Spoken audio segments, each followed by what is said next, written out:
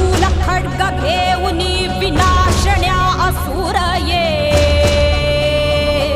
बनून रौद्रकामिनी प्रकाशण्या तिमिर ये